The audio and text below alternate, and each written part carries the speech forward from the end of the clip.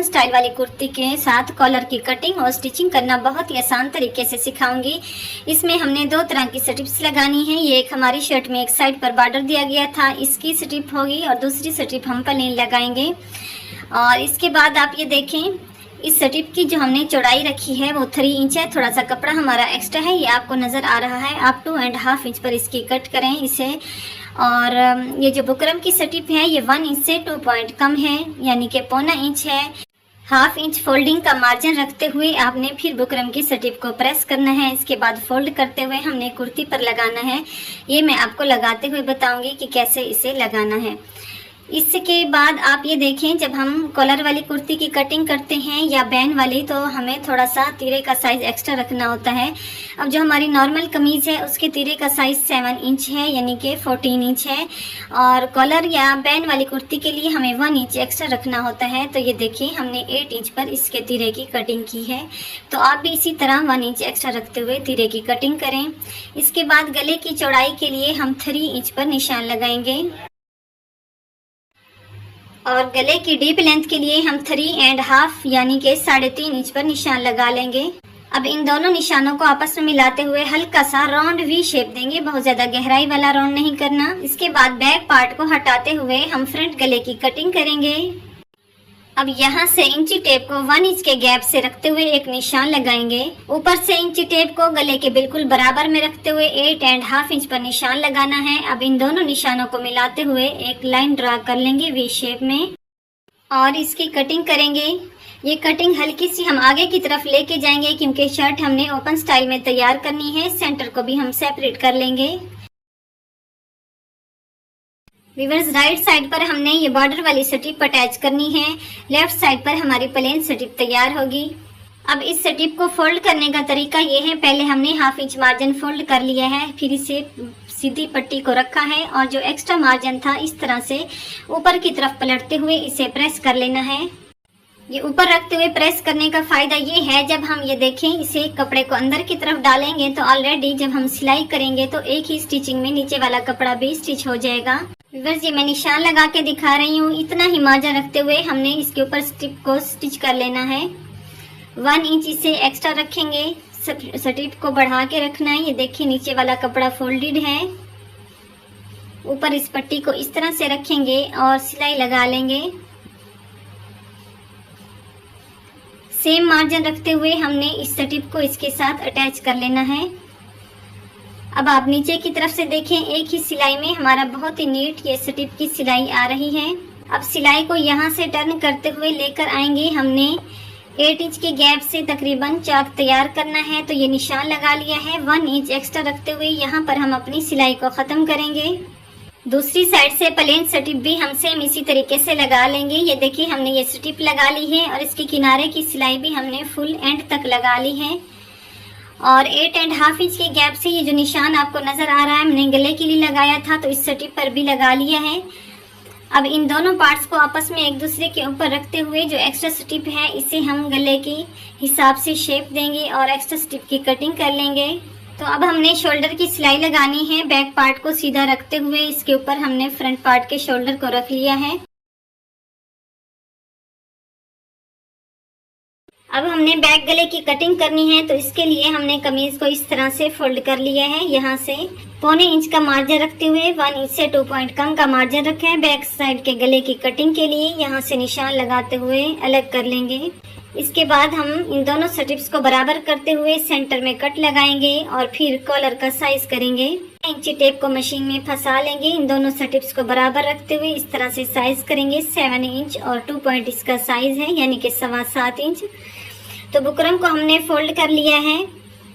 Folded वाले हिस्से से 3 इंच के गैप से निशान लगाएंगे, जैसा कि हमने गले की चौड़ाई के लिए 3 इंच के गैप से निशान लगाया था।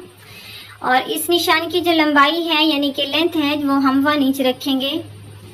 ये बहुत ही आसान तरीके से मैं आपको बता रही हूँ। इसी तरह आप कॉलर की कटिंग करें इजीली। आप अगर नए सीखने वाले भी हैं तो इजीली कटिंग कर सकेंगे। अब जितने हमारे कॉलर की लेंथ थी 7 इंच और 2 पॉइंट पर हम निशान लगा लेंगे। अब इंची टेप को नीचे की साइड रखते हुए 2.5 इंच यानी 2.5 इंच पर निशान लगाना है यहाँ से। अगर आप पेपर पट्टी की लेंथ देखना चाह रहे हैं तो ये देखें 4.5 इंच है। यहाँ से इस लाइन को हम कंप्लीट करेंगे। उसके बाद व्यूअर्स जैसे ही हमने ये निशान लगाया था 3 इंच के गैप से सीधी लाइन ड्रॉ करनी है। अब इन दोनों निशानों को आपस में इस तरह से मिलाना है। व्यूअर्स यहाँ से हल्की सी गुलाई की शेप देते हुए हमने कॉलर की कटिंग करनी है। अब एंड से चाहें तो आप बिल्कुल स्ट्रेट जैसा कि हमारा निशान लगा हुआ है ऐसे ही रखें, चाहें तो हल्की सी यहाँ पर आप शेप भी दे सकते हैं।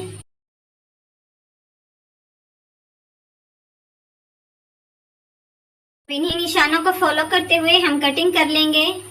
कटिंग और स्टिचिंग की बेहतरीन वीडियोस के लिए आप मेरे चैनल सालिया डिजाइनर को जरूर सब्सक्राइब करते हुए ऑल पर क्लिक करें। इससे हर नए आने वाली वीडियो का नोटिफिकेशन आपके पास पहुंचेगा। ये देखिए इसकी लेंथ 3.5 इंच है। बस अब यहाँ से हमने 2 पॉइंट के गैप से निशान लगाना है। हल्का सा इस तरह शेप देते हुए लाइन ड्रॉ करेंगे और इसी पर हमने कटिंग कर लेनी है।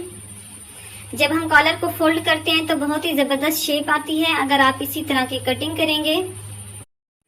अब हमने इस तरह से कॉलर की शेप देनी है, ये देखें, और फिर एक्स्ट्रा फैब्रिक लेते हुए हमने इसे कट कर लेना है। ये देखिए हमने डबल फैब्रिक को बिछाया हुआ है, इसके ऊपर प्रेस करेंगे। 1/2 इंच मार्जिन रखते हुए एक्स्ट्रा फैब्रिक की हम कटिंग कर लेंगे।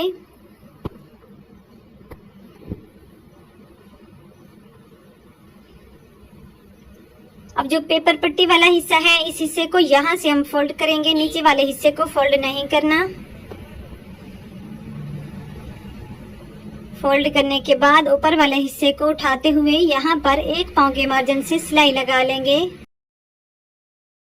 अगर आपको इस वीडियो में कुछ भी सीखने को मिले तो वीडियो को लाइक जरूर करें। अब जो नीचे वाला फैब्रिक था उसी के ऊपर हम ये रखेंगे। यहाँ से 1 टांके का गैप छोड़ते हुए हमने सिलाई लगानी है। सिलाई हमारी बुकरम के बिल्कुल पास आनी चाहिए। ये 1 टांके का गैप छोड़ते हुए सिलाई स्टार्ट की है। मशीन को ऊपर की तरफ पाँव को उठा लेना है और इस कॉर्नर में धागे को फंसा लेना है।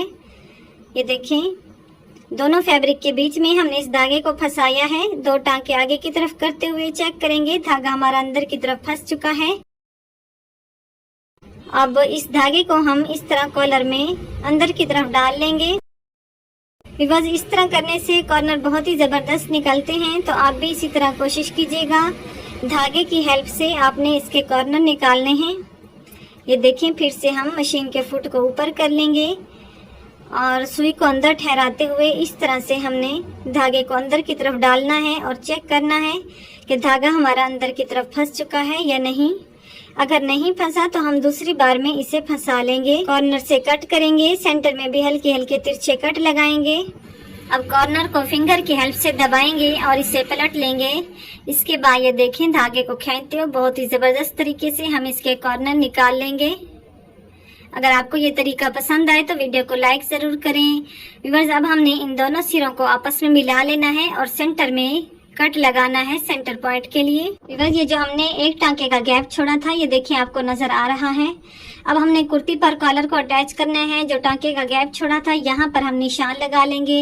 1 टांका अंदर की तरफ करते हुए हमने सिलाई लगानी है और यहाँ से भी सेम मार्जिन रखते हुए 1/2 इंच का मार्जिन रखना है और सिलाई लगा लेनी है। देख रहे हैं कुर्ती को हमने सीधी साइड रखा हुआ है और कॉलर की भी सीधी साइड ऊपर की तरफ है, यानी जो पेपर पट्टी वाला हिस्सा है वो ऊपर की तरफ आपको नजर आ रहा है। शोल्डर वाले हिस्से से अंदर की तरफ हम इस तरह खोलते हुए ये सिलाई लगाएंगे। कॉलर के सेंटर और कुर्ती के सेंटर को आपस में मिलाते हुए यहाँ से हमने स्टिच करना है। बस अब हमने आगे से भी इस कॉलर को यहाँ पर कंप्लीट करना है। ये देखें खींचना नहीं है दोनों कपड़ों को और बिल्कुल स्टिप के बराबर में रखते हुए हमने यहाँ से अपनी सिलाई को एंड करते हुए पक्का करना है। बस ये सिलाई का एंड हो चुका है। अब यहाँ से जो सिलाई का मार्जिन था अंदर की तरफ दबाव में डालते हुए हम सिलाई लगा लेंगे। बहुत ही नीट तरीके से हमारा ये कॉलर लग रहा है। आप भी इसी तरीके को फॉलो करें और कॉलर लगाएं। ये देखें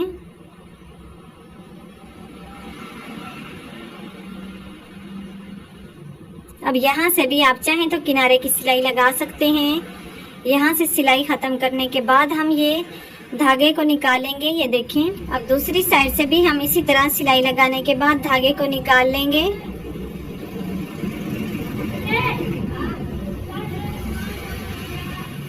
यहाँ से सिलाई को पक्का कर लेंगे। ये देखें, इस तरह से हमारे ये कॉलर की शेप आएगी। अब हमने ओपन स्टाइल वाले हिस्से को आपस में अटैच करना है, जहाँ पर हमारा निशान था उसी के साथ सबसे पहले हम ऊपर की तरफ से सिलाई लगा लेंगे। 8.5 इंच पर जो हमने निशान लगाया है उससे 1 इंच आगे की तरफ निशान लगाना है। यहाँ से स्ट्रिप को बिल्कुल बराबर करना है और इन दोनों स्ट्रिप्स को एक दूसरे के ऊपर रखते हुए हम यहाँ से सिलाई लगाना स्टार्ट करेंगे और फिर ऊपर से भी चेक कर लेंगे क्या ये हमारी पट्टी बिल्कुल बराबर है। अब हमने इन दोनों स्ट्रिप्स को आपस में अटैच करते हुए, ये देखें जो ब्लू स्ट्रिप नीचे से नजर आ रही है बिल्कुल उसी के किनारे पर हमने सिलाई लगानी है। कुर्ती के हिस्से पर ये सिलाई नहीं आनी चाहिए। व्यूअर्स, ये सिलाई लगाते हुए कुर्ती को हमने रेडी कर लिया है। बैक साइड से भी देखें बहुत ही नीट तरीके से हमने ये कॉलर लगाया है। आगे से वी शेप भी बहुत अच्छी लग रही है, आप भी इसी तरह से कट करें। आई होप कि आपको वीडियो पसंद आई होगी। वीडियो अच्छी लगे तो लाइक करें, फ्रेंड्स को शेयर करें।